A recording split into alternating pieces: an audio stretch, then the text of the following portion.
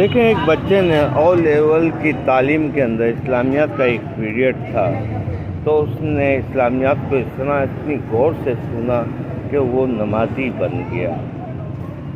اس نے پھر دوسرے بچے سے پوچھا کہ آپ نماز کیوں نہیں پڑھتے؟ انہوں نے کہا کہ دیکھیں، یہ مردے اب نماز نہیں پڑھتے، اور یہ دیکھیں شاید انہیں نماز نہیں آتی ہوگی۔ پھر اس کے بعد انہوں نے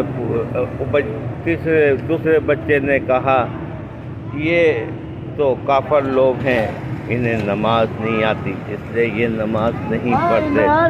پھر اس کے بعد تیسرے بچے نے کہا کہ یہ نماز اس لیے نہیں پڑھتے کہ انہیں نماز پڑھنے نہیں آتی۔ پھر چوتھے بچے سے پوچھا تو چوتھے بچے نے کہا شاید ان کے باپ دادوں نے انہیں تعلیمی نماز کی نہیں دی، تو اس لیے یہ نماز نہیں پڑھتا۔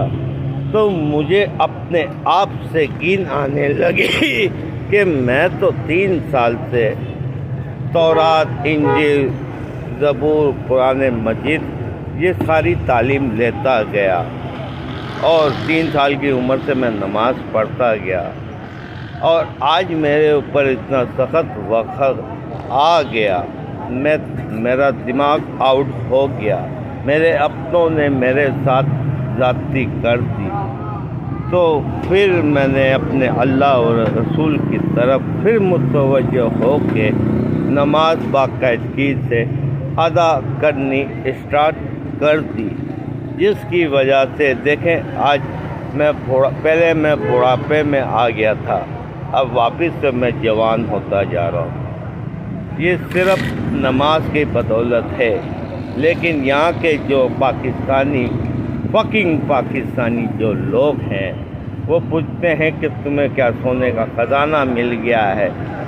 تو وہ تو میرے گھر تک بھی پہنچ گئے، جو میں نے چھوٹا سا ایک کمرہ لیا ہے وہاں کسی عورت کو بھیج کے انہوں نے دیکھا تو وہاں میں نے کچھ پیسے جمع کیے تھے کہ میں اس ملک کو اور اپنا ایمان اور اپنی جان بچاؤں اور اس ملک سے بھاگ جاؤں۔ وہ میرے سارے پیسے ویسے بھی لے گئے، اور عورت نکلی۔ میں ظہر کی نماز پڑھ کے جب نکلا ہوں تو مجھے اب احساس ہوتا ہے کہ مجھے سارا کچھ آنے کے باوجود بھی اپنے آپ سے گھن آتی ہے، اور یہاں تو کسی کو گھن نہیں آتی۔ یہ کیسے لوگ، کیسے مرے ہوئے لوگ ہیں یہ لوگ کہ انہیں کچھ